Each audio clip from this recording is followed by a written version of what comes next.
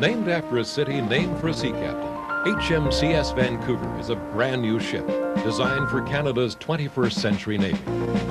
She's the second in a line of 12 new Canadian warships, the Halifax class of frigates, and the third ship to bear the city's name. So this ship and her sisters are among the most modern and ton for ton, the most capable warships in the world. This is the story of her first crew and her maiden voyage, a voyage home to the West Coast, a new ship for a new Navy. Cheers for Her Majesty's Canadian ship Vancouver and her new home port in Esquimalt. Hip hip! Hooray! Hip! Hooray! Hip hip! Hooray!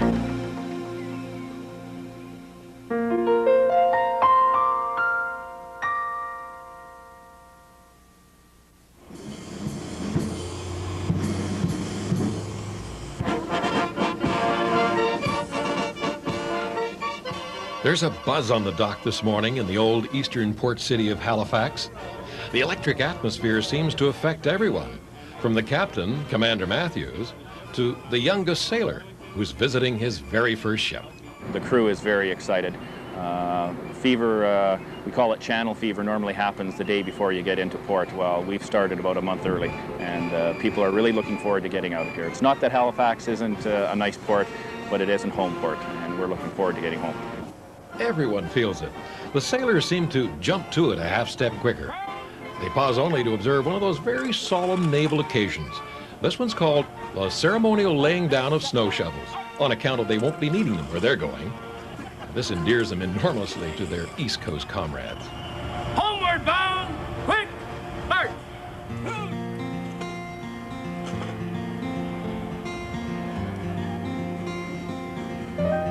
The hour of departure arrives.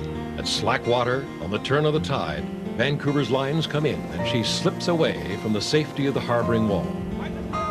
This is a rare moment. Look at our snow shovels there! For the first time in many years, a Canadian captain is taking a brand new ship out to the West Coast.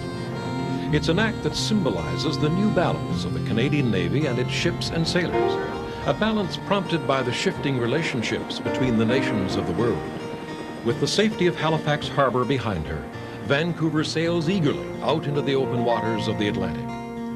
Her voyage will take her around the continent, down the eastern seaboard to the Caribbean, for sea trials off Puerto Rico, then on through the Panama Canal into the Pacific, up the west coast to San Diego to show her off to the American Navy, and then due north on the final run up to her home port.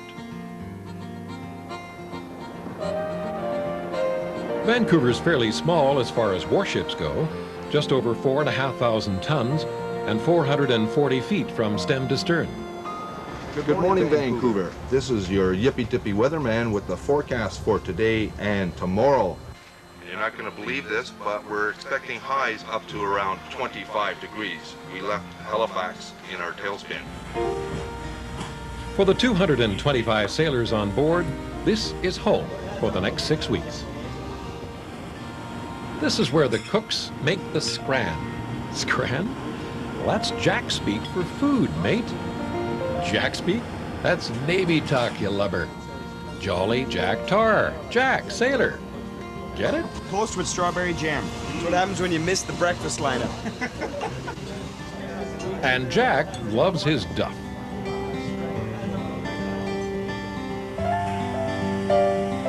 Everything you need's on board this ship.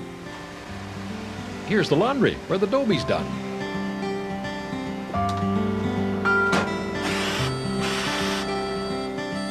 The sailors are assigned to living spaces in various parts of the ship. They're called messes, and they live about 8 to a mess, far less in the old days. And today, sailors get to sleep in racks. Mix haven't been seen in years. Sometimes I get off watch at 2 o'clock in the morning. Guys on the bottom rack and the middle rack are usually there, and a couple times I've come up to the middle rack, used the second method there like this, and I've got a swift kick in the leg. So what I do is, not to disturb them, is grab up on this bar right here, pull myself up, turn around, and I'm in my rack for the night. And they wash in washrooms. Shaving here when the sea gets rough, can require some concentration. And when sailors are promoted up from the ranks, they're granted the privilege of membership in the Chiefs and Petty Officers Mess. Okay, gentlemen, if I could have your attention, please, I'd like to introduce newly promoted Petty Officer Ball. Thanks.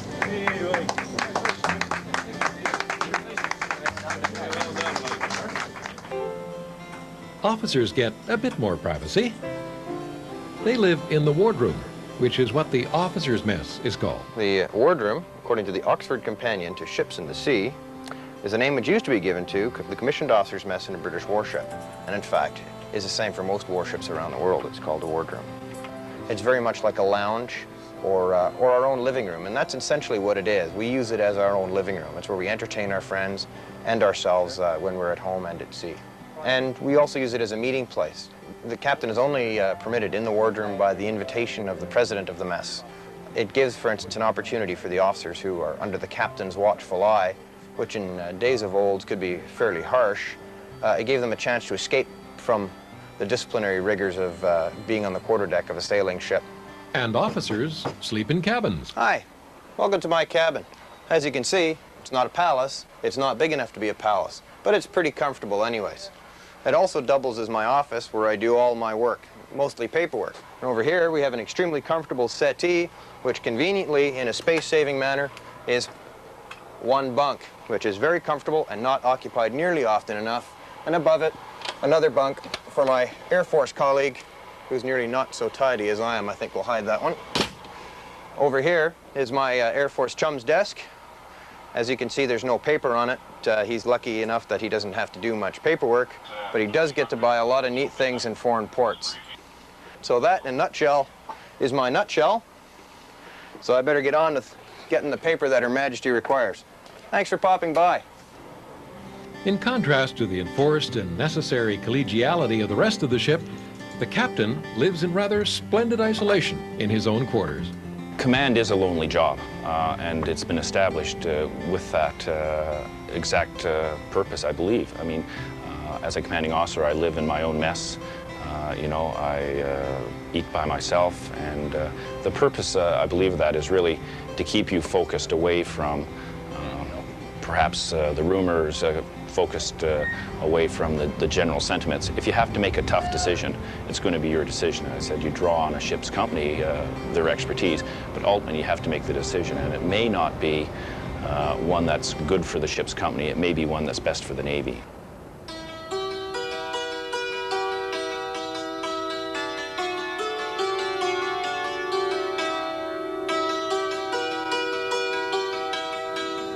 Being at sea is really quite an incredible experience. There's some sense that the sea gives you that you can't experience anywhere else now. People have said it's the vastness, or it's the ocean sky, or the sunsets. I think it's really a combination of all of them, and it's a settling feeling I have when I'm at sea. I feel comfortable at sea. Is it because I'm from the prairies and I was accustomed as a young lad looking out over the wheat fields? I'm not sure. I don't think so. I think it's just, it's beautiful, and learning to respect the sea in one of our ships is just a good feeling. That's a lovely evening. Isn't that just superb?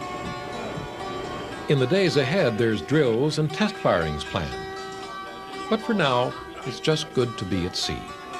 As night falls and the last dog watch turns to.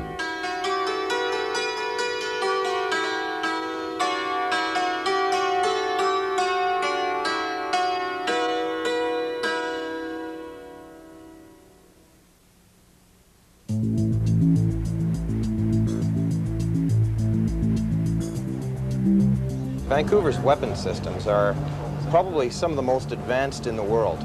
No more so than many other of our allied nations like the Dutch, the British, or the French, or even the Americans. However, the level of integration that we've achieved in this ship with all the different computer systems and the command and control system that run the ship are probably the gem of what makes the ship what it is and makes the ship the most advanced combat system in the world. Welcome to this morning's pre-firing brief for the GMVLS and our 57mm shoots today. GMVLS missile firings will be carried out from 11 to 1600 today on the 28th of June. The target will be remotely controlled BQM-74 Charlie and Robot X targets. The missile systems are designed primarily as a defensive weapon system. So they're not designed to go out and attack. They're designed to defeat anti-ship missiles that are coming at us. So right now what we've done is we've spent the last 4 months bringing the team up, training them, and getting them what we call certified, which proves to the system that we are capable of firing these missiles. So today's firings are the proof now that the team is competent and that the actual missile systems work. The requirement for a highly computerized system has devolved from the fact that the threat has gotten faster, it's gotten smaller, and it's gotten smarter. It's got to the point now where we can have missiles coming in at up to 3 times the speed of sound. But again, because these things fly so fast, we need the high-speed processing that computers give us to develop the ability to first see the thing on radar, react to it at a sufficiently early enough time to make the decision whether to go for the hard or the soft kill. The system itself is a uniquely Canadian design. The integration of all of the various systems in the combat system have taken various software programming, and that's why on these trials we have so many civilian trial staff with us, because they're watching and seeing and making sure exactly what they think is supposed to happen is happening. And indeed, so far, that is what's going on. So a truly Canadian product, and we're very proud of it. Oh, we're just getting ready to take the second robot target. Again, we're going to be running through an auto-engage sequence, which means the combat control system is in fully automatic. Nobody is pushing any buttons down there at all. The system is analyzing the target and firing at it. 7,000. Okay, we're auto. Target. First threat, good.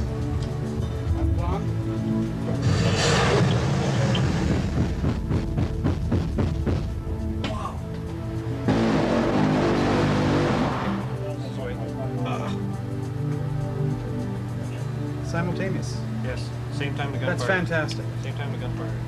That's exactly what's supposed to happen. The system worked exactly as it was supposed to. The combat system automatically detected the contact, tracked it, and then engaged it by missile first, then immediately afterwards by gun, and then immediately with the close-in weapon system. So that's what you call success. We're pretty proud of what we've achieved, both with our contractors and through the Navy, in producing a product that Canadians can definitely be proud of. We're in a ship where we feel comfortable once we get all the bugs worked out, get the crew worked up, to where we can go in harm's way with confidence that we can do our jobs and survive to come back to our families. The Gospel of the Lord. Praise to you, Lord Jesus Christ. How often we breathe prayers for peace. Peace in our lives, peace in our homes, peace in the workplace, peace in the nations. Sometimes, however, we wonder whether our peace prayers will ever be answered. Today's readings assure us that they will. One could see a bit of a contradiction between presiding over a church service and presiding over a fairly capable weapons system. But if you look at it from that point of view, yeah, there's a contradiction. But really, I look at it from a point of view that I think is perhaps broader, and that is, the Navy isn't out there to go and kill and maim and destroy things. We're really an extension of Canada's external affairs policies. And what we're seeing our employment as now is, in fact, even broader. I mean, United Nations policy to which Canada subscribes is basically to eventually get to a point where we can have peaceful coexistence around the world. They're lofty ideals, and they're ideals that should be strived for. Unfortunately, there are some people out there that have other agendas.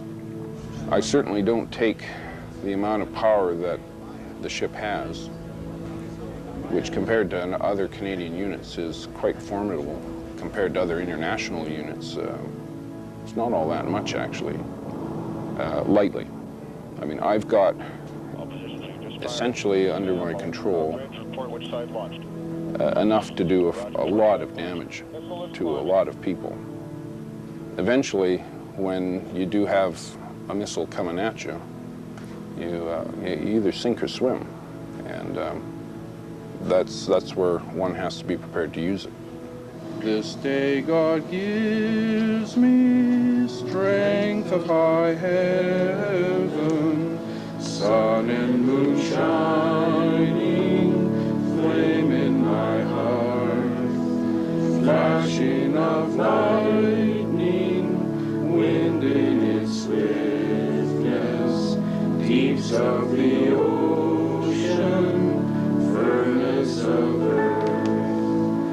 This day God sends me strength as my steersman, might to uphold me, wisdom as guide. Your eyes are watchful, your ears are listening, your lips are speaking, friend at my side.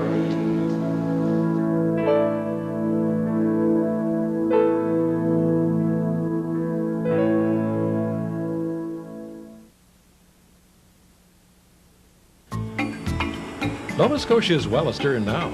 The grey rollers of the Atlantic have turned Caribbean blue as Vancouver drives down the Gulf Stream towards the first port of call. So anyways, you're now aboard one of Canada's newest ships. We're only a year and a half old. It was built in St. John, New Brunswick, and we've been working out of Halifax for the last 4 months, but we're all west coast. We're from Victoria, British Columbia, so we're on our way through Panama after San Juan and up the coast. Very colorful here, the houses. It can be a little unsettling to make a tricky maneuver in the middle of a sailing regatta. We'll be gentle with them. Stern is swinging clear. Stern is clear. 80 feet, sir. Thank you. How's that? Is that large yacht going to clear my stern? Thank you. If you can slow us right down, stabilize, and then we'll edge in slowly. Well, in San Juan, we had an excellent opportunity in conjunction with Canada Day to show Vancouver off, this being our first port visit.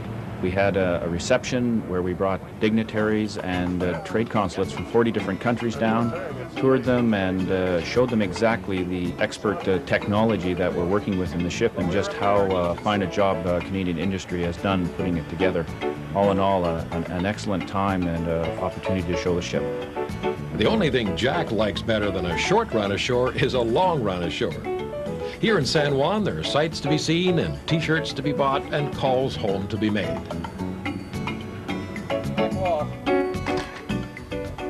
The CO and his number one take a professional interest in one of the big love boats they see coming in. We're just thinking about the air-conditioned comfort and the stewards and stewardesses in there serving people's every needs. Like I said, no upper bunk. Going to sea without no air working. conditioning 6 inches above your face going blast under your face. It'd be interesting to be captain of one of those. Takes a lot of Because you seniority. spend a lot of time in and out of harbors, ship handling, doing all the different business. That'd be a lot of fun. The alongside periods that we come in, there's a lot of activity that is going on. However, it is the tropics, so people do like to get to the beach whenever they can. So there is a chance for a little bit of recreation and relaxation too. Okay, this is a spontaneous barbecue. Breaks out similar to a spontaneous combustion type fire. The guys are sitting around in the sun all day. They decided they needed a little bit of beach. Rather than having supper on board, we just decided to come out and do it here. Some of these guys, in fact, are chain barbecuers, but they're down to like 1 or 2 barbecues a day now, which is pretty good. So this is why they're doing it. Chiefs and POs just out to have a little fun. Bienvenidos a la Radio Baja California, la música, a la Pink Floyd. Well, the barbecue thing, we had sort of kicked it around at a mess meeting, and the fellows had felt that it would be a good opportunity for everyone to get together, because we really hadn't had an opportunity as a mess to get into a beach party type situation. So rather than talk about it, we decided we'd do it. And quite quickly, everyone pitched in. We were able to have a very successful function. Always look on the bright side of life. Don't get no better than this. Hey, just kidding.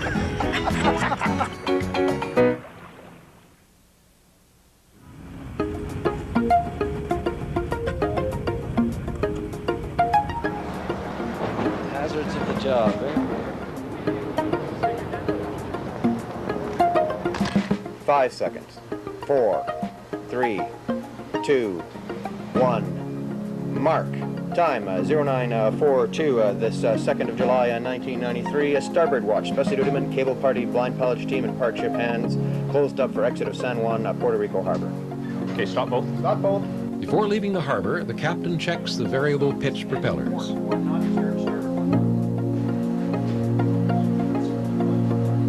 Whoa, don't push me off the jetty here. Okay, that's working. Roger, 6 is inboard, sir. Okay, visually we look like we're almost ready to go, huh? Okay, 9 degrees, sir. Okay.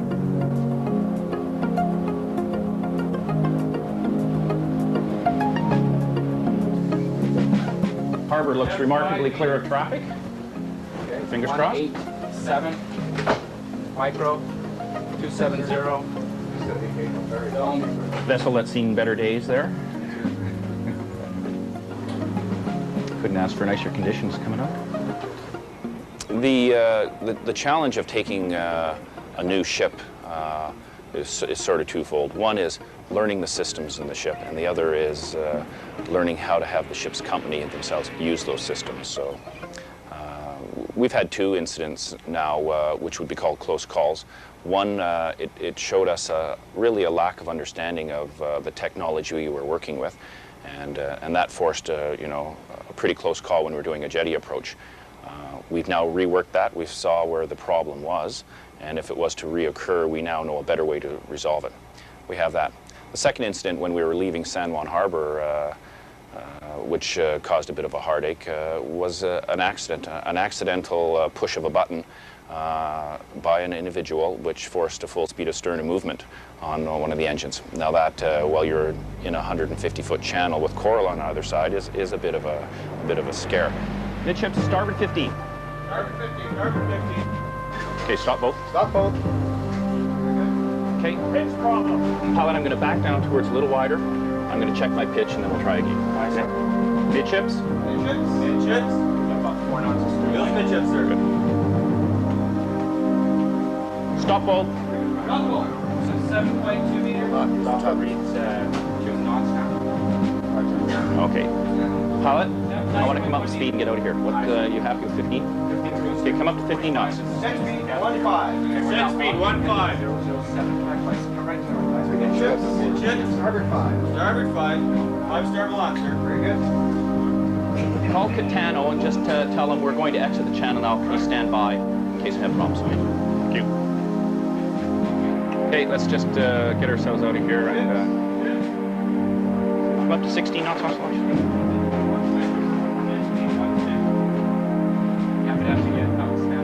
Yeah, okay. Secure the tug. Thank you very much.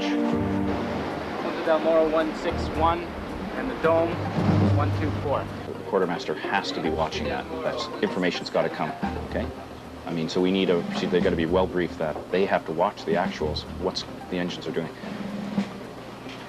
Now, it may have all happened at once. Okay. I mean, we're talking a compressed time of about 10 seconds in there, but. Maybe the BCC. Yeah. Well, it could be the operator. It could have been the console itself. Yeah, we'll see. All I know is it did it. I didn't need it to do it. Again, it's a lesson learned. Accidents will always occur. And what we have to learn from that is just exactly how to better monitor so that we pick up on the fact that an accident was made or a fault was injected quickly. That's our job as naval officers and the seamen, to make sure that should that accident occur again, we just respond faster. A few people from the West Coast are going to be sick today because of this wet weather. Only East Coast are used to this. You and I both know better than The that. J brothers. This is the Atlantic. Woo! We'll be right back with HMCS Vancouver after this commercial break. Next up, Panama.